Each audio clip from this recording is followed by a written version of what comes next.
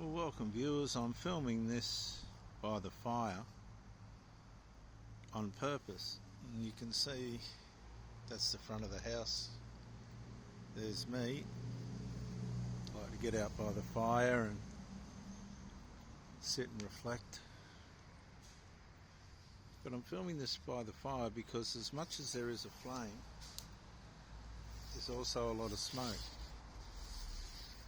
And that's how covert emotional incest works. When you meet a single mother or a widowed mother and they've become too close to their children, which then puts them in a psychological category, in some cases described as a dead mother, because they're not developing their children characteristically. They're hanging on to them for their own benefits and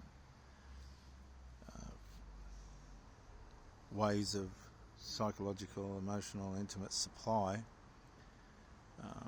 rather than helping them to grow and to build. They depend on the child to, in the midst of this, find a way to develop. And sometimes these children can develop incredible resentment towards the mother or the father or whoever it is that's encouraging these enmeshments. Now, in a lot of cases, the children, as they get older, begin to realise what's going on. Particularly, that's one of those people walking past that speaks to themselves and answers himself. There's two ways which covert emotional incest can go. If the child benefits as it ages from the parent, food, roof overhead, and all they have to do is sit around and take drugs until they die, going through all their illnesses and all the rest of it, then usually they'll hang around with a minimal level of resentment that manifests higher and lower depending on the supply that they're getting from the parent, because sometimes things can be going good and other times things can be going bad, and when things are going bad, the attitude's going to go bad.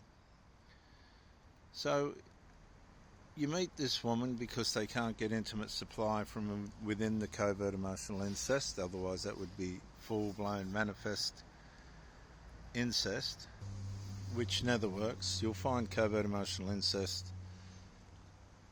works off enthroning, where full-blown physical, sexual, intimate incest works on destroying. As the supply that's required, a lot of the time the parent will supply the drugs, the place to stay.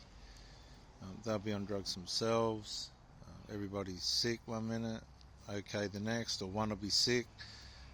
Usually the golden child's trying to glean the primary sources of attention, and they'll steer the family by way of how they feel or how they're behaving. Many of you would have seen this. And when you're in a relationship with somebody and this is starting to manifest in front of you, and it's starting to cost the relationship that you're in time and energy, because the person that you're with's got to run around after this rogue brat, otherwise it'll take down the family psychologically, you begin to realise really quick that you're in a very toxic environment, and it's an environment that's been created by the unresolved within that family unit. A lot of the time, if there's one male or two males that have gotten into their teenage years and the mother's had a problem with the father and he's gone, he's usually gone because the mother and the sons have made an alliance against the father, a covert alliance, and they'll drive him out get rid of him so that the sons get full influence over the mother without any discipline or check from the father. And then the mother gets two little husbands, or a little husband, or whatever the situation is. Brand new little husbands that she can manipulate and form and control by way of how she supplies them with a roof over their head, with financial help, all sorts of dysfunctional forms of emotional interaction and enmeshments, grooming each other and stroking each other's egos and running after each other in a kind of a post-maternal, what would you say? How do I describe it? As post, it's like an affair, an emotional affair, and it comes with terrible, wonderful highs and horrible and horrific lows. And the problem with it all is when things go low, the covert emotional incest has to sacrifice a lot to keep its validity, to keep its proof, the proof that everything's okay, that everything's going to continue on, I'm not going to go anywhere. But what happens is when a man comes along, or a girlfriend, be it for the son, and things start to get a little bit permanent, that's when you're going to see the ferocity and the venom and the viciousness of the covert emotional incest begin to go overt. Now, once it goes overt, what will be happening behind your back will be the parent getting abused, getting lectured, being stood over. You'll be undermined. You'll be the smear campaign. You'll be the reason for the smear campaign. You'll be getting smeared, undermined, beaten down. There'll be all sorts of stories about you.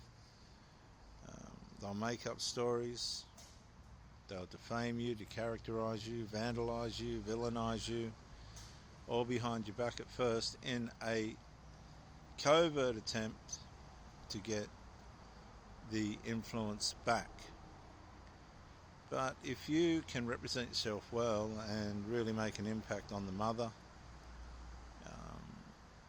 and she likes you, that ain't going to work.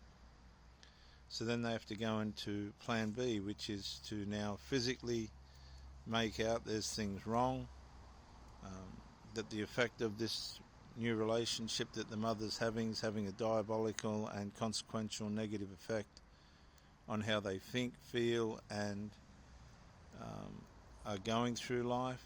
They'll begin to threaten, and a lot of these people will be living in the home. They'll threaten to leave, they'll threaten that they've got a job somewhere else and they're going to have to go. And this triggers the covert emotional incest inside the mother, because then she's thinking, hang on, if this man goes, the permanent, guaranteed security that I'm getting out of these little husbands of mine, little manufactured, enmeshed husbands of mine, won't be there, and I'll be left sitting on my own, which is quite a fearful proposition that a woman has to consider about what she's going to do. And I've had women go, well, I'm going with the man to a certain extent, but they keep their foot on the other side of the fence just far enough for the enmeshed adult